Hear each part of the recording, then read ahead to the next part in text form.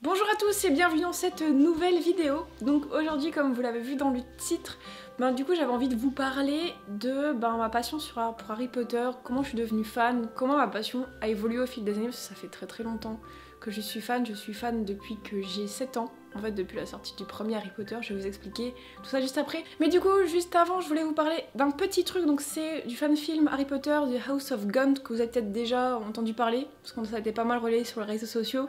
Donc c'est un court-métrage qui parle, enfin un fan-film qui parle des origines de Voldemort.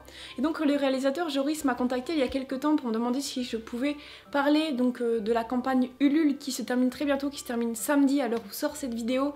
Et du coup, juste pour leur donner un petit coup de pouce de dernière minute, parce que voilà, ça se termine dans très peu de temps. Du coup, je vais mettre le lien du Ulule dans la description si jamais vous voulez les aider. Et puis donc voilà.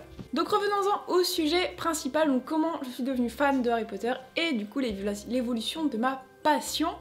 Donc n'hésitez pas dans les commentaires, je vous le dis maintenant au cas où, quand j'oublie de le dire à la fin de la vidéo, à mettre dans les commentaires vous comment vous avez découvert Harry Potter et si ça fait super longtemps, comment a évolué votre passion au fil des années, parce que ça m'intéresse vachement. J'aime bien quand vous me mettez des petits commentaires comme ça où vous me racontez comment vous avez découvert Harry Potter. Je trouve ça génial, parce que je pense qu'on a tous découvert Harry Potter d'une façon différente et puis c'est une super belle histoire, je trouve, à raconter. Du coup voilà. Alors en ce qui me concerne, donc déjà j'ai décidé de vous parler de faire cette vidéo parce que vous êtes pas mal à me demander à chaque fois comment j'ai découvert la saga, etc. Donc alors, comme je vous ai dit en début de vidéo, j'ai découvert cette saga Harry Potter, donc la saga Harry Potter en 2001. Donc en 2001 j'avais 7 ans, donc lors de la sortie du premier film. Alors en gros, ce qui s'est passé, c'est que j'avais jamais entendu parler de Harry Potter avant, mais absolument pas, parce que donc il n'y avait pas de film qui était sorti jusqu'à cette date. Mais du coup il y avait les livres, mais jamais j'en avais entendu parler, que ce soit à l'école ou à la télé, etc. Et du coup je me souviens comme si c'était hier, ma mère un jour est venue me voir et m'a dit « Je vais t'emmener au cinéma, je vais t'emmener voir un film avec un petit garçon qui est sorcier, qui va dans une école de magie. » Écoutez, moi quand j'étais petite, voilà, j'ai suivi ma mère, j'ai pas vraiment réfléchi à ce que j'allais voir. Et je me souviens exactement comme si c'était hier, où j'étais assise dans la salle exactement. Donc, faut savoir que tous les Harry Potter, j'ai été les voir dans le même cinéma en plus, c'est rigolo d'ailleurs, je viens de les réaliser. Et du coup, je me souviens quasiment à chaque fois dans quelle partie du cinéma j'étais installée. Du coup, pour le premier film, j'étais tout en bas à gauche. Et je me souviens qu'il y avait énormément de monde dans la salle, même si j'étais très jeune. Et je me souviens d'une scène en particulier, c'est celle où du coup Harry, Ron et Hermione sont tombés dans les filets du diable sous la trappe. Je sais pas pourquoi cette scène m'a marquée. Et j'étais fascinée de A à Z par le film. Et quand je suis sortie du cinéma, voilà, je ne voyais plus que Harry Potter, mais partout, je ne pensais plus qu'à ça, qu'à Harry Potter, j'avais plus que ça à la bouche, c'était devenu une obsession, vraiment extraordinaire. Et je me souviens du coup, quelques temps après, donc je pense quelques semaines, quelques jours après, ma mère m'a offert le premier livre Harry Potter que j'ai pas vraiment lu parce que j'étais très jeune, j'avais 7 ans, c'est pas hyper jeune, mais je lisais pas de livres par moi-même comme ça, et du coup ma mère me lisait de temps en temps des passages dans mes souvenirs, et quelques temps après, elle m'a réoffert le deuxième livre, donc le deuxième film n'était pas encore sorti. Elle m'a offert le deuxième livre que je crois avoir davantage lu par rapport au premier, parce que le premier, au final, je connaissais déjà l'histoire. Et du coup, voilà. Et à partir de ce moment-là, j'ai commencé à m'imaginer tout un univers, en fait, autour de Harry Potter, comme si ce monde était réel, parce que, à cet âge, on sait pas trop encore distinguer le vrai du faux, et du coup, j'étais franchement persuadée qu'il existait une école de magie quelque part, que Harry, Ron et Hermione étaient des personnes réelles qui existaient, et voilà, en fait j'attendais vraiment qu'Hagrid vienne me chercher chez moi. C'est vrai, c'est pas un mensonge. J'avais préparé, en fait, j'avais récupéré une vieille valise dans laquelle en fait j'avais mis une vieille cape, une baguette que j'ai fabriquée moi-même en bois, et j'avais mis un crapaud en plastique, toutes les petites bricoles comme ça, et du coup la valise était derrière ma porte de chambre au cas où. Voilà, j'étais prête à partir. Et bon, bien sûr, c'est jamais arrivé, sinon je serais pas là. Mais du coup, voilà, donc c'est principalement, ma passion, d'abord, elle a commencé par les films, et puis les livres, et puis tous les jeux que je me créais autour, tout l'univers que je me construisais dans ma tête. J'avais décoré énormément ma chambre, comme une chambre de sorcier. J'avais accroché plein de petites bannières de Gryffondor que j'avais faites moi-même un peu partout. J'avais fabriqué un faux balai magique, tout pourri, que j'avais accroché à mon mur. J'avais ma petite baguette de sorcier que je ne lâchais pas. J'avais ma petite cape que ma mère m'avait faite, que je ne lâchais jamais. Et voilà, et je me souviens aussi quand le premier film est sorti en cassette, parce que oui, à l'époque c'était les cassettes du coup. Je me souviens, le jour de la sortie, j'ai supplié mon père d'aller me l'acheter. De là, je l'ai regardé en boucle, jusqu'à user la bande vidéo qui ne fonctionnait plus au final. Je connaissais le dialogue par cœur, c'était dingue. Bah, du coup, de là est sorti le deuxième film que je suis allée revoir. Et ensuite, le troisième film a mis un certain temps à sortir, a mis plus longtemps, parce qu'entre le premier et le deuxième, il n'y avait que 1 an. Et du coup, entre le deuxième et le troisième, je crois qu'il y a eu 1 an et demi, voire 2 ans. Je pense 2 ans facilement. Ça me semble assez flou parce que j'étais très jeune, j'avais pas trop de notion du temps à cette époque. Et du coup voilà, ma passion c'était encore voilà, les jeux, et je m'amusais aussi beaucoup avec mes petits cousins et petites cousines. J'empruntais la caméra de mon père et en fait je m'amusais à reproduire des scènes du premier Harry Potter. Donc j'avais fabriqué des petits costumes pour chacun avait son rôle, j'avais les petits accessoires, donc voilà les baguettes, je sais même plus ce qu'il y avait, les plumes d'écrit, tout ça. Et je m'amusais à reproduire les scènes à l'identique, par exemple avec le chien 3 têtes, la scène du Wingardium Leviosa.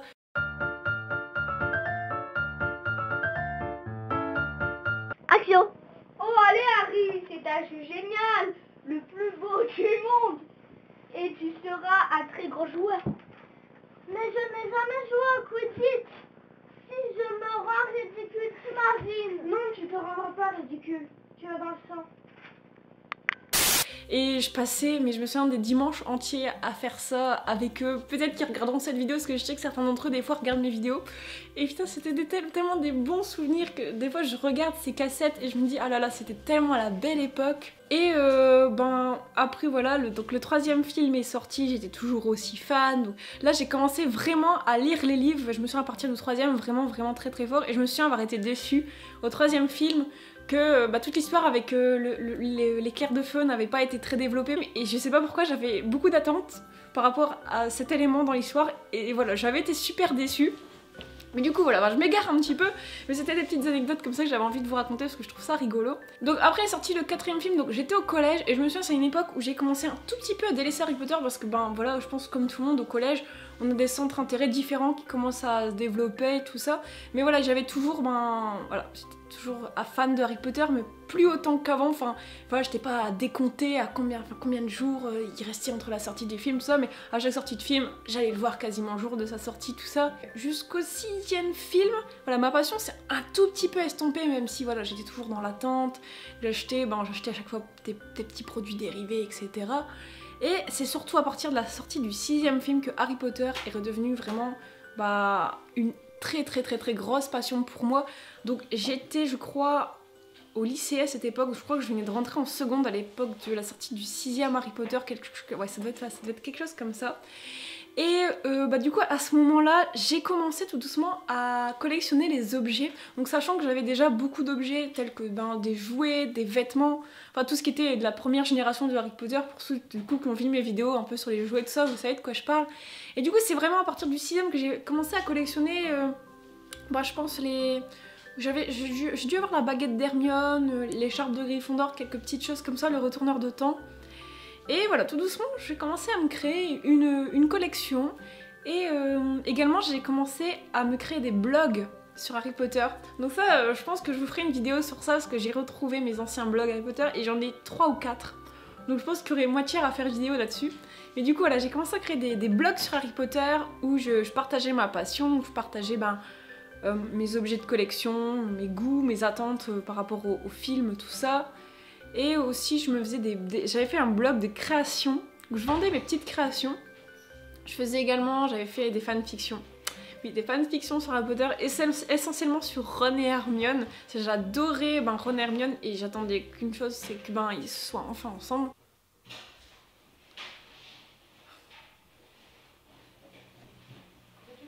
Donc du coup c'est à peu près à l'époque, donc entre la sortie du 6e et du 7 partie 1, du coup Harry Potter au cinéma, qu'a commencé à se créer sur YouTube du coup des chaînes Harry Potter françaises. Donc par exemple, surtout les anciens membres du Potter Show qui commençaient à faire des vidéos de leur collection, etc. Et moi je continuais mon blog, etc. Et j'ai commencé tout doucement à faire des petites vidéos pour illustrer mes blogs. Et puis de là, en fait, j'ai migré sur YouTube complètement, parce que je me suis dit, YouTube c'est cool en fait. Du coup voilà comment j'ai, en même temps ça vous explique comment j'ai vraiment commencé à faire des vidéos en rapport avec Harry Potter sur YouTube. Donc voilà, allait sortir le 7 partie 1 et je me souviens à cette époque j'étais complètement, mais c'était devenu maladif, vraiment Harry Potter c'était devenu complètement une obsession, c'était même plus une passion, c'était une obsession, j'étais devenue complètement dingue de ça. Et à tel point que je me souviens, le jour de la sortie du 7 partie 1, c'était un mercredi, j'avais cours jusqu'à 13h. Le film, enfin je voulais absolument assister à la première séance à 14h. Ben, je crois que j'avais même pas mangé, d'ailleurs j'avais réussi à du coup aller à la séance 14h mais j'avais même pas mangé, je m'en étais rendue malade. Je me souviens, ce jour-là, j'avais mes genoux qui tremblaient et tout, c'était dingue. Quand a apparu le logo de Warner Bros, mais j'étais pas bien du tout. Et tellement j'avais d'attentes en fait par rapport au film, c'est quand même... c'est quand même la fin d'une saga, enfin c'était presque la fin, hein. C'était l'avant-dernier film, mais voilà, ça commençait à être la fin d'une saga planétaire et qui m'avait suivi depuis mon enfance. Du coup là j'étais au lycée, donc toute mon adolescence, et voilà, ça allait continuer. Et du coup voilà, et ensuite est sorti donc le dernier film, et là je me souviens, c'était génial, je suis allée à l'avant-première à Bercy, avec une partie des acteurs qui étaient là, c'était un événement magique, c'était juste dingue. Et voilà, de là en fait quand le dernier film est sorti, donc je l'ai pas ressenti pareil par rapport au livre, parce que quand le dernier livre est sorti, pareil, ça marquait quand même la fin de quelque chose, mais en fait j'ai toujours... je suis d'accord que les livres sont bien plus riches et tout, mais en fait comme j'ai découvert Harry Potter par rapport au film, j'ai toujours été d'un côté quand même plus attachée au film qu'au livre. Et du coup, quand le dernier livre est sorti, voilà, ça m'a attristée de me dire, voilà, alors il n'y aura pas des suivants. Mais ça a été encore pire quand le dernier film est sorti, parce que j'ai vraiment ressenti la sortie du dernier film comme la fin de mon enfance, même si j'étais déjà ado à l'époque. C'est comme si on m'avait dit, voilà, c'est fini, tu rentres dans la vie d'adulte, faut passer à autre chose maintenant. Et j'ai très très mal vécu la chose. Je me souviens pendant plus d'un mois, je pouvais plus entendre une musique de Harry Potter, voir une image en rapport avec Harry Potter, sans me mettre dans des états pas possibles, parce que ça me rendait malade de savoir que c'était terminé. J'avais l'impression en fait, Harry, Ron et Hermione, j'ai grandi avec eux, et j'avais l'impression de laisser des amis derrière moi que je reverrai plus jamais. Et voilà, ça m'a vraiment fait très bizarre. Et du coup, c'est vraiment à cette époque que là j'ai commencé vraiment à énormément collectionner et à faire des vidéos sur YouTube en fait comme une compensation à un manque que j'avais par rapport à au fait qu'il n'y avait plus de sortie de films. Donc j'ai commencé à vraiment collectionner, et peut-être même à trop collectionner. Je me suis mise peut-être à acheter trop de choses, peut-être un peu n'importe quoi. Dès que je voyais des choses avec Harry Potter, que ce soit quelque chose qui me plaise ou non, je voulais l'acheter. Et voilà, c'était une époque où voilà, je me rends compte maintenant que j'ai peut-être un peu trop acheté. Maintenant ça a changé, j'ai plus de recul sur la chose, et j'ai revendu quelques-uns de mes objets, et j'ai vraiment gardé ce qui me tenait à cœur, même si j'ai encore beaucoup d'objets, parce que j'ai plein de choses qui sont sentimentales, qui sont des souvenirs, etc. Je peux pas me séparer de tout. Et voilà, j'ai revendu pas mal de choses, que j'avais achetées à cette époque, juste sur un coup de tête. Et voilà, donc de là j'ai vraiment continué du coup YouTube. Après, voilà, j'ai rien à vous raconter sur ça, j'ai juste continué mes vidéos qui ont attiré de plus en plus de monde, et ça c'est cool, et je vous remercie tous aujourd'hui pour ceux qui sont depuis le début et tout, c'est un truc de ouf. Donc, depuis maintenant, il y a eu plein de nouvelles choses, il y a les animaux fantastiques, il y a eu la pièce de théâtre Harry Potter and the Cursed Child, mais qui pour moi, tout ça, ça pourra jamais égaler ce que j'ai vécu grâce au film Harry Potter et au livre aussi. C'était juste une époque juste incroyable. Et maintenant ma passion, je la vis autrement, parce que ma passion à l'époque c'était vraiment l'attente des films, l'attente des livres, et maintenant j'ai plus ça. Alors je l'ai compensé autrement, comme je vous ai dit, par rapport à ma chaîne YouTube, à ma collection, mais ça c'est un peu passé. Et maintenant c'est surtout ce qui est les voyages et les rencontres avec les acteurs que je fais depuis à peu près 2 ans maintenant, et qui sont juste c'est juste magique en fait de j'ai suivi des acteurs comme ça pendant on va dire une grosse partie de ma vie, parce que maintenant j'ai 24 ans, donc vous vous rendez compte, depuis mes 7 ans, c'est quelque chose qui m'a jamais lâché. Et maintenant, rencontrer des personnes que j'ai admirées toute ma vie, c'est juste génial, et c'est comme un aboutissement à quelque chose. Et c'est quelque chose que je veux continuer à faire, parce que c'est compliqué, il y a tellement d'acteurs dans Harry Potter, vous êtes d'accord. Même si j'ai déjà rencontré à peu près tous les principaux, je veux continuer à rencontrer des acteurs et à vivre ma passion à travers les voyages que je fais souvent quand je vais à Londres, quand je vais sur des lieux de tournage. Maintenant il y a entre guillemets le musée Harry Potter, les studios Harry Potter qui sont ouverts depuis quelques années. Je vais à beaucoup d'événements Harry Potter, que ce soit des conventions, des salons entre guillemets, si on peut appeler ça. J'ai vraiment entre guillemets, enfin, je sais pas comment dire, mais retranscrit ma passion dans un truc vraiment, dans des choses que je fais maintenant dans la vraie vie. Et ça, c'est juste génial. Enfin, c'est vraiment une des périodes, on va dire, de ma passion que j'aime le plus. Parce que déjà, ben, j'ai fait plein de rencontres grâce à ça. Enfin, vraiment, j'ai rencontré plein de gens maintenant qui sont hyper importants dans ma vie et qui ont clairement changé ma vie. Enfin, c'est juste incroyable de se dire que c'est juste parti de base d'un livre. Et je sais que sans Harry Potter, je ne serais pas ce que je suis en ce moment, je ne ferais pas ce que je fais en ce moment parce que Harry Potter, ça m'a aussi permis de me développer une grande passion pour le cinéma. Et maintenant, ce que je veux faire de ma vie, c'est travailler dans le cinéma. Je fais des études de cinéma, je fais des vidéos sur YouTube parce que j'aime la vidéo. Harry Potter m'a fait aimer tout ce qui a un lien avec ça. Et ça m'a fait aussi m'ouvrir d'esprit, J.K. Rowling, elle a intégré tellement de valeurs dans son histoire que je pense que toutes les personnes qui aiment Harry Potter, qui ont compris l'histoire, en tout cas, ont ses valeurs. Et ça a vraiment permis de créer toute une génération, je pense, un peu pareil au final, on est tous à peu près pareil, je trouve. En tant que Potterhead, quand je rencontre des gens, je me rends compte qu'on est tous un peu dans le même délire forcément, parce que on est tous fans du même univers, mais voilà, je sais pas trop quoi vous dire, c'est un peu compliqué, là je commence à m'égarer. Mais du coup voilà, Harry Potter ça a vraiment changé ma vie, c'est quelque chose je pense qui me quittera jamais parce que pour maintenant franchement depuis tant d'années que je suis fan. Et même si c'est terminé, je me souviens à une époque on me disait oui mais tu sais Harry Potter c'est fini quoi, faudrait peut-être passer à autre chose. Et la preuve à l'heure actuelle c'est que non c'est pas fini, il y a qu'à voir tout ce qu'il y a de Harry Potter maintenant, c'est juste extraordinaire.